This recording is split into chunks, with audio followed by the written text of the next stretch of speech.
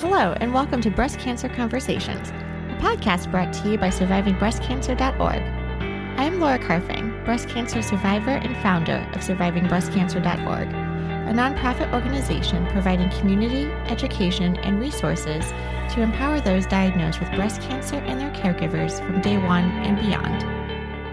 Hello, my friends, and welcome to another episode of Breast Cancer Conversations. I am so glad you are joining us today because this is one of a multi-part series that we are doing. I'm really excited because we reached out to you all, our community members, to say, hey, what would you like more information on? And overwhelmingly, people want to hear about personal experiences on various treatment plans. So today and over the next couple of episodes, we are going to be taking a deep dive into Verzenio, which is a therapy commonly prescribed for individuals with HR-positive, HER2-negative breast cancer. Today, I am joined with a dear friend who has been part of our survivingbreastcancer.org community, Deb, and she's going to share her experience on Verzenio. As we know, everyone's story is unique and different, and we're going to talk about the good, the bad, the ugly, the positives, the things I wish I had known, what to watch out for, what works well, etc. So this is not to sugarcoat anything. This is telling you as it is. Deb was diagnosed with stage 2B breast cancer and prescribed Verzenio as part of her treatment plan. Her story highlights the importance of understanding symptoms, communicating with your healthcare team, and advocating for further evaluation when something doesn't feel right. That night or the next night after getting that news, before I had a chance to talk to my oncologist or the surgeon, I ended up in the ER of our local hospital because I thought I was having a heart attack, but it was my first ever panic attack. Welcome to the conversation. Debbie, I'm so excited that you're taking the time to speak with us today and share a little bit about your breast cancer experience. And we're going to dive into particular drugs in this particular conversation, the CDK4 inhibitor, 4/6 inhibitor, Verzenio, but also kind of understanding the side effects because everyone responds to breast cancer drugs in a very different way. And I think your experience that we'll get into really highlights the importance of treating the whole person versus kind of these silos that sometimes we find ourselves in when we're seeing one particular specialist or a primary care doctor or needing to go into the ER because something is exacerbated, et cetera. And really, you unfortunately having to be the recipient of uncoordinated care. So we definitely want to talk a little bit about your story, welcome you to Breast Cancer Conversations, and get your information out there so others can feel empowered and informed with information. So thanks for taking the time to share with us. Well, I really welcome the opportunity. I love Surviving Breast Cancer, the organization, and all the information, the education, and I avail myself of the exercise program a lot and all your webinars. So it's been great. So when I saw this, I thought, well, here's a chance for me to give back, and if I can help somebody with my story, I'm certainly happy to do that. Oh, that's amazing. Thank you so much. I'm so glad you're finding support through our variety of virtual online programs. That's wonderful. Yeah, it's great. So tell us a little bit about your diagnosis. Well, I have a major history of breast cancer in my family. My mom was actually a 32-year survivor, and unfortunately, 2 of my paternal aunts passed away from it. And I had an aunt with ovarian cancer, and my brother passed away of colon liver cancer during COVID. So I've been very vigilant for years and years and years about always doing my mammogram. But I was not good about breast self-exams. So in April of 22, I did my annual mammogram. It was always okay. And that fall, I went to a new gynecologist in October, and she did do a good breast exam on me. I remember it distinctly, and even went back and looked at my records, the clinical notes afterwards. Nothing was found. So that was the end of October of 22.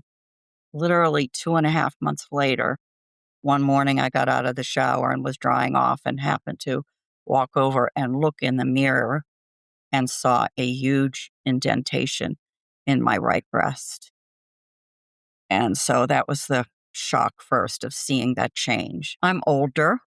I'm 75. Older women are not used to doing probably breast self-exams like a lot of younger women are more aware of now. It truly was a shock whenever I saw that change to my breast. And I felt it. It was very big and it was very hard, even only after 2.5 months.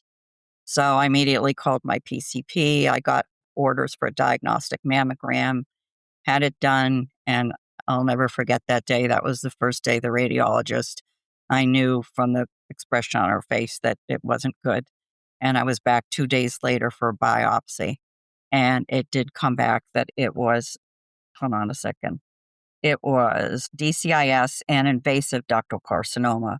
I had a 3.5 centimeter tumor, grade 3, stage 2B, ER/PR positive, but HER2 negative. So I was very fortunate. I had an MRI though after that, and that's interesting because it did not show, but the pathology after my surgery showed it was already in a lymph node, even though the MRI did not show it. And I was very fortunate. I was able to have my surgery pretty quickly. And then I chose to have a single mastectomy. And then when the pathology came back, the shock was about the lymph node. In fact, that night or the next night after getting that news, before I had a chance to talk to my oncologist or the surgeon, I ended up in the ER of our local hospital because I thought I was having a heart attack. But it was my first ever panic attack because from the news, and I wasn't prepared for it. So then when the pathology came back, it also showed my oncotype was good enough. I did not have to do chemo, but my Ki-67 score was extremely high. It was 57%, which showed that it was a very fast growing tumor. So I was lucky to get it out as quickly as I did. But because of that, I was at very high risk for recurrence. So I needed to do the radiation. I did 20 treatments of radiation, which I wouldn't have had to do normally. And then they highly recommended that I do the Verzenio because of that Ki 57% score. So we were going away on a vacation, and I knew, and I was going to start it whenever we came back because I had heard about the side effects, about the diarrhea and everything, and we had this vacation plan. So when we got back, I had my mandatory, it was an hour and a half mandatory session with the pharmacist and the nurse practitioner going over everything. Part of that process was I truly questioned. They wanted me to start at the highest dose, which was the 150 milligrams. And I questioned, why do I have to start at the highest dose? And the pharmacist's answer was, well, if we start at the lower dose and you have a problem, we have nowhere else to go. But if we start at the higher dose and you have a problem, then we can go work our way down. So since then, though, I think I have kept up on it. I think they've changed that protocol. And because so many people like myself were having such adverse side effects and then having to immediately go off the drug, they have changed that protocol and now will start you. I don't know how that decision is made, but they're starting at lower and working their way up, which I truly feel that maybe if I had started that way, I might not have had the results that I did. But now it's in my chart. I can never have any kind of drug like this because I will share what happened then. But let me stop you right there. So thank you Sure. very much for kind of sharing that rapid timeline of what sounds like just waking up one day and noticing this indentation. And Right. it seems like it comes out of nowhere. I hear this all the time. Your story is actually very similar to my story. I was in the sense that I was also diagnosed to be breast cancer, early stage, and also had lymph node involvement. What I want to highlight for our listeners is just, you and I, same stage, but very different protocols. So because my cancer also were in the lymph nodes, they recommended I have chemotherapy. I was not a candidate for the oncotype score. So it's very interesting that we kind of have these two different examples. And I know we talk all the time that every single cancer is unique and different, but I think this just highlights that. Similarly, I talk to a lot of women who opt either for a mastectomy or think because they're getting a mastectomy, they may not need radiation. And then in your case, I am hearing not only did you have the single mastectomy, but because of your high recurrence score, you were also advised and went through with getting radiation therapy as well. So I just wanted to highlight some of these nuances because, you and I could be like BFFs because we're both stage 2B, very similar lymph node involvement, but had very different outcomes in terms of treatment. You were prescribed Verzenio then because of your high risk recurrence. Right. Right, because of that, and the one lymph node involvement too, I think. I met all the criteria at the time that they had for it. So how long were you on Verzenio for? Okay, so I started it when we got back from this vacation, and the immediate adverse side effects were just as you hear about, the diarrhea. The diarrhea was terrible, 3 or 4 times a day, no warning. I literally almost could not leave my house, and it was very difficult even making medical appointments around when you might have to be near a bathroom. And I became very dehydrated, and my kidney function got elevated, and I had low hemoglobin. So I had to have 5 hospital infusions for the dehydration. But every time I would get a weekly call from the nurse practitioner, they would mark normal, normal, normal. During the second month, I started to notice going up steps, shortness, just a little bit of shortness of breath. And I was a big walker. And because of where I live outside of Pittsburgh, a lot of hills. So I had to walk up a lot of hills. And I was starting to notice when I was doing that I was having more difficulty. So, and I reported that also, but nothing was done until I actually got in and saw the oncologist after month 2. And when I reported about the shortness of breath to her, she was very concerned. But she did not hear anything in my lungs. So, but she immediately wanted me to go over to the ER to have a CT scan because she was concerned about a pulmonary embolism. So, and it was Thanksgiving weekend. It was Wednesday. It was the day before Thanksgiving. But I went over to the ER and I did have a CT scan, and the results came back, and it was the same hospital. I want to make a note that, hold on a second. I forgot to mention too that that day I was in the ER when I found out I had the positive lymph node. They did a CT scan that day also on me, and my lungs were perfectly clear because it was like the week after surgery. There was nothing wrong with my lungs. Forgot to mention that because that becomes important about what happens next. So after the 2 months on the Verzenio, when they did the CT scan, it came back with great inflammation and multiple nodules in both breasts, not just the breast that I had, lungs, excuse me, both lungs, not just the one near where I had the radiation, because that's what they all want to blame it on, is on the radiation. So when it came back, but this is where they released me that day with an antibiotic saying it was inflammation. Nothing was addressed about the drugs I was taking, even though they had access to those records because it was the same. I mean, I was in the hospital right next door to where my oncologist was. They had access to that. But I think there was a total unawareness of the possibility of what the drug I was taking might have been doing to my lungs. All they did was send me home and say, well, you might have an infection and, take this antibiotic. So it's Thanksgiving weekend. I went home. I continued. Now, in the meantime, I I have stopped the Verzenio because of the diarrhea, waiting for the lower dose to get to me because the doctor had agreed to go to the 100 milligram, but I hadn't started it yet because this lung thing came up. But over the weekend, I didn't get to talk to the doctor until Monday about the results because of the weekend. But over the weekend, I literally went on and Googled, literally put in FDA alert Verzenio. And up came the 2019 FDA warning about the lung inflammation and death. And so I was shocked. Now, also, when I went over all the side effects with the pharmacist, I don't remember anybody really talking about shortness of breath or anything or about the seriousness of it.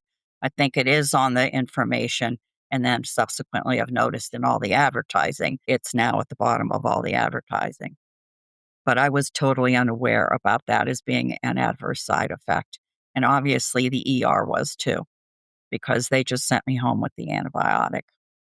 So when I talked to the doctor that Monday, and she said, I saw your CT scan, okay, whatever, you can go ahead and start the lower dose of the 100 milligram. And that's when I shared with her, I said, well, doctor, over the weekend, I Googled FDA alert Verzenio, and this is what came up. And there literally was total silence on the other end of the phone. And she said, then don't take it again. Oh, gosh. Okay. Yeah. So that was probably the second shock during my journey, other than finding out you have breast cancer, the fact that your oncologist is not aware of the potential side effects of the drugs that you're being prescribed. And to go from being secure with doing a lower dose to let's Right, pause and hold off entirely. right. And the other thing about being discharged from the hospital, or even when I was in the ER, I never saw a pulmonologist. Nobody from pulmonology came to talk to me about what was going on with my lungs. And when I left there and then thought it was just an infection, and my oncologist never even said, you need to see a pulmonologist. On my own, I am the one that started calling to make an appointment. Nobody helped me with that. And that goes back to how you started at the beginning about we're in the medical system, everybody's in their own little silo and only looking at one thing. And I think that's what happened that day in the ER.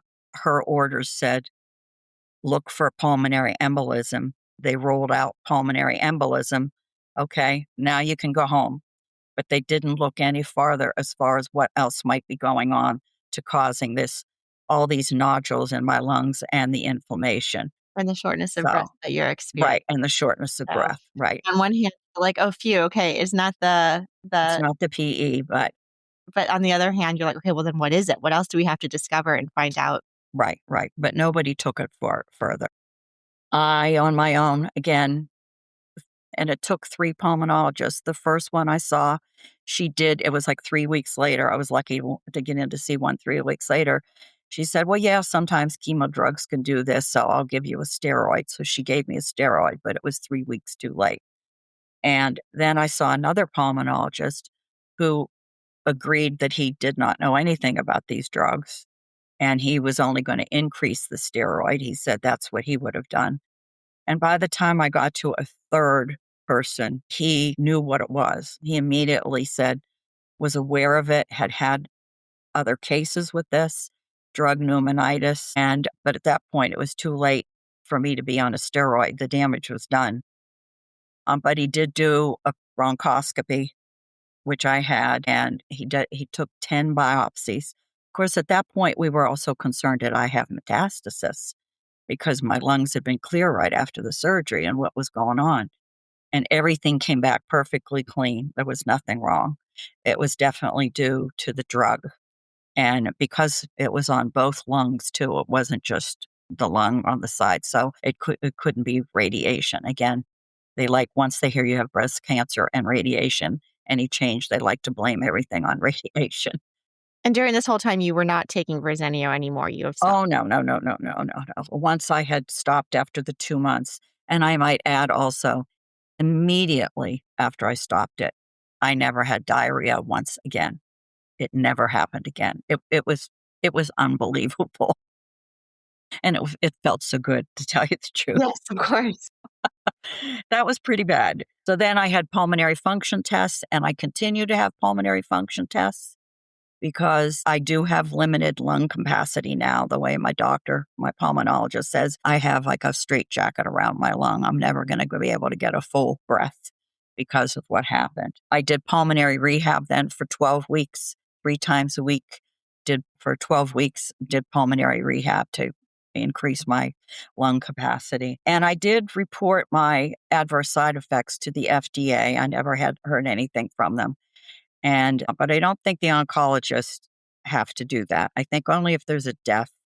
I've asked that around about that. It's like once the drug gets approved and marketed, you're on your own as far as finding out if there's anything else that goes wrong with it. Uh, so the other interesting part of my journey, my education journey with this too, is on Facebook one day I saw about an education group in New York that did a medical webinar, and it was about interstitial lung disease and breast cancer patient who were on these drugs. And I was shocked, but I ended up participating in it. I was the patient who was able to share my story. And it was an ER doc, it was a radiologist, and it was a medical oncologist. And they all said this is a very big concern, a very big issue. And particularly, I remember the radiologist really saying, we need to know what you're looking for. Be more specific about what you're looking for. And in my case, it was just look for the pulmonary embolism. But if there's something else going on, the more information we have, the better. And then the pharmacist wasn't called in either to take a look at any of the drugs, which is interesting because the pulmonologist, the third one that I finally got to, he said, if I had gone to the hospital, in the meantime, I changed my care to a different system.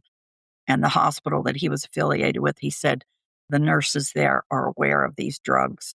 They would have been more on top of what was going on. So it's a big lack of education piece, which is why I think this medical organization was doing this webinar.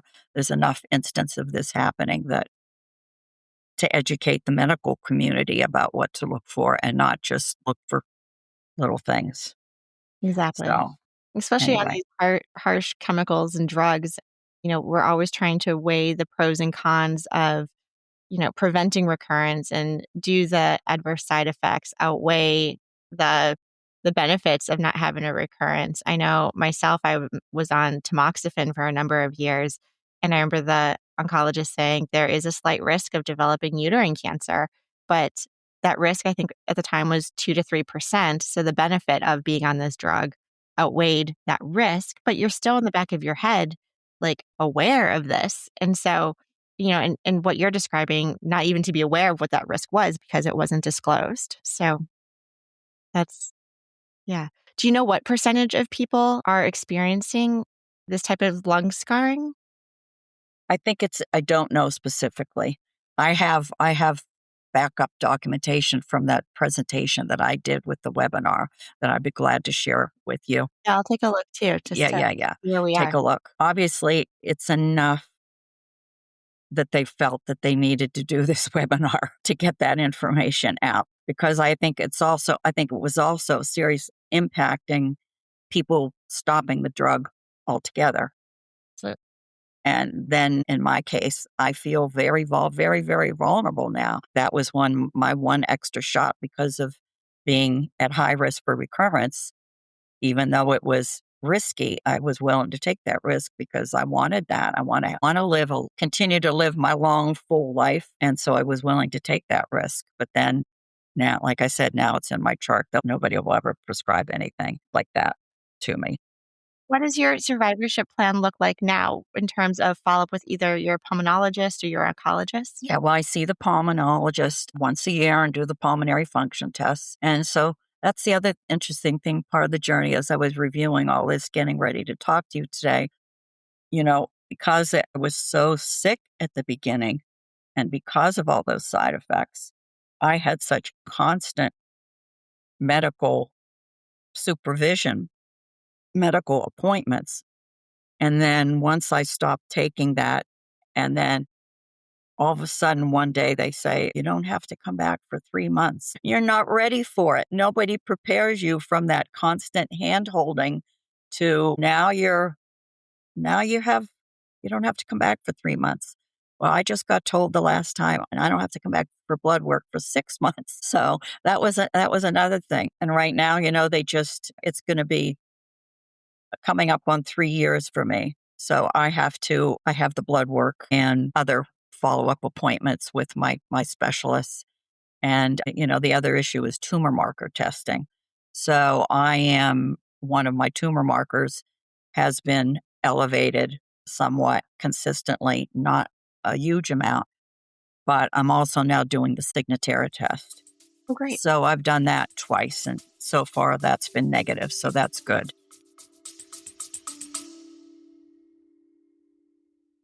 I want to take a quick moment and tell you something I'm really excited about. You can now download the survivingbreastcancer.org app directly from the App Store or Google Play. Just search for survivingbreastcancer.org. It is completely free to download, and inside you will have access to all of our support groups, educational programs and webinars, all of our blog content and articles, podcast episodes, and community features to connect with others who understand what you're going through. Everything in one place, because navigating breast cancer shouldn't require 15 open browser tabs. Download the app today. And did you have to advocate for the Signatera test, or was it recommended that you get it? I asked for it. Yeah. Yeah, I'm a big advocate. Excellent, as we all have to be. Yeah, yeah, yeah. And because, because that's the other issue. A lot of oncologists don't even do the tumor marker testing.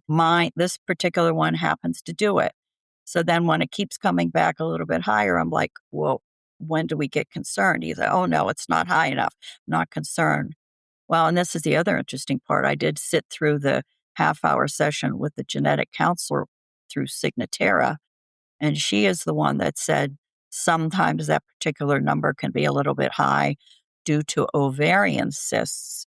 And I do have some ovarian cysts. So, but I got that from the genetic counselor at Signatera, not from my oncologist. Yeah. Yeah. Yeah. And I'm So, going through a series of tests myself that I'm sure I'll blog and talk about on the podcast at some point. But I feel like I'm at this point where if we do enough tests, you're eventually going to find something. So maybe we just stop testing for right now.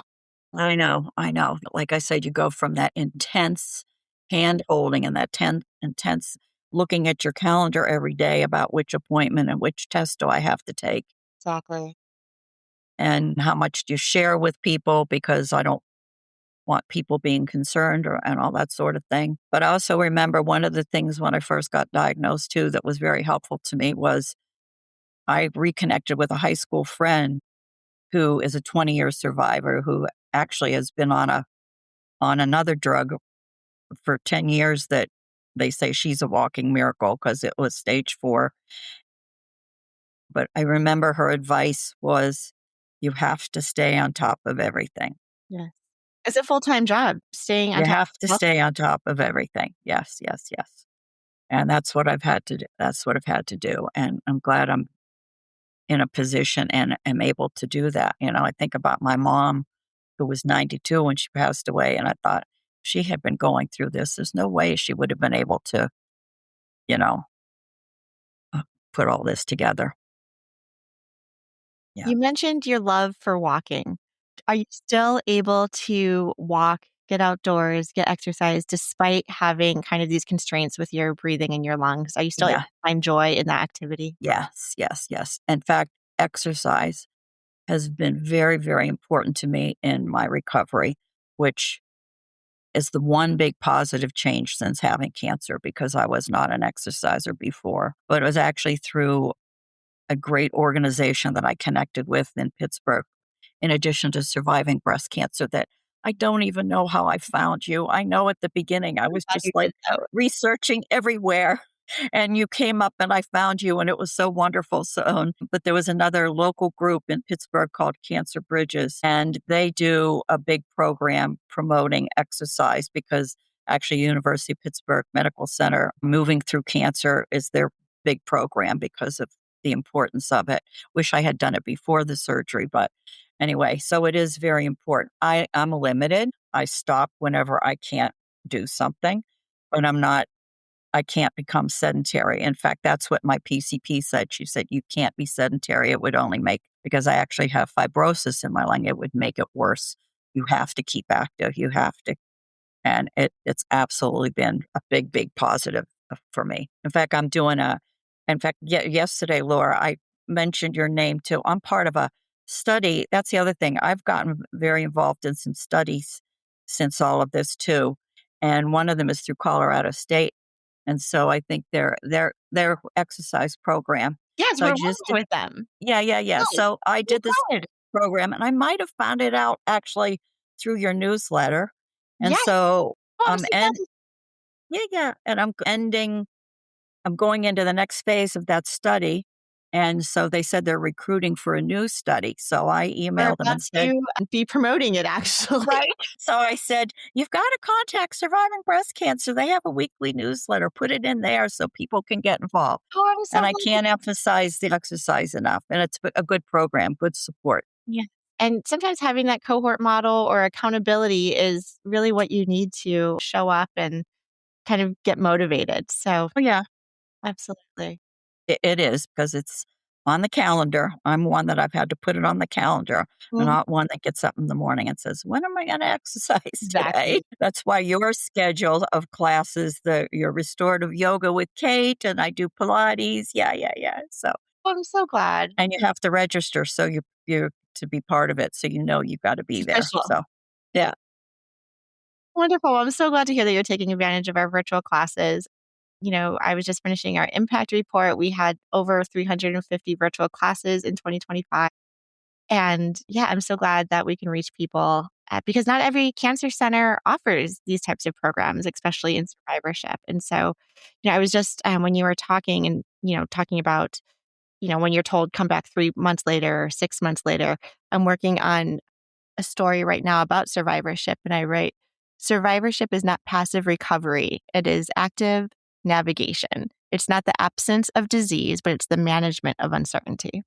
And so I really think that captures everyone's like, okay, you're in survivorship mode now. Goodbye. See you later. And we're like, oh gosh, no, this is when the train wreck is happening. And I need somebody to help me navigate this. So I appreciate you sharing your story and the ups and downs of everything that you've experienced. And despite the outcomes, really using this to educate others on side effects, symptom management, how to advocate for yourself. And as you were mentioning, getting 3 different opinions from pulmonologists about what is going on until you were able to get the answers and support that you needed, which I think is so important. And the bottom line is you've gotta listen to your body, and when it's something's telling you, like even first experiencing that shortness of breath, I thought, "Oh, no, no." It's like, "No, something's not right." And when something's not right, don't just let it go, you've gotta pursue it and till you get some answers, and if you don't feel comfortable with the first one, but it takes a lot of energy, a lot of effort.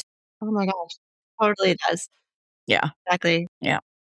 So, Well, thank you for taking the time and sharing your story with us. Is there anything else you'd like to leave our listeners with? no, I think, yeah, I'm kinda looking at my notes again. It's like going from the shock, and I know other people say this too about no map. Nobody gives you any direction about where to start and whatever, and that's probably been the biggest thing about this, and then when curveballs come your way about having to navigate and, keep asking those questions and don't stop until you get the answers.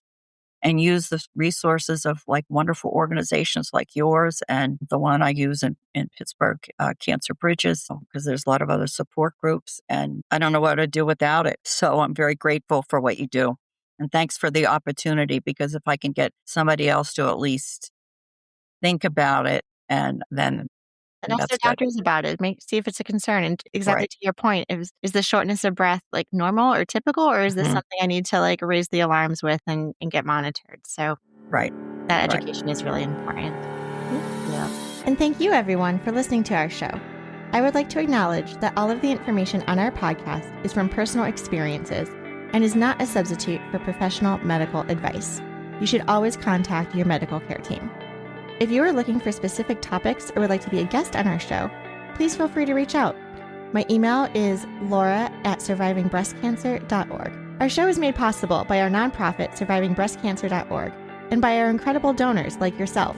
You can hop on over to survivingbreastcancer.org to sign up for our mailing list, make a donation, and explore the 400 plus programs we offer each year at survivingbreastcancer.org/events.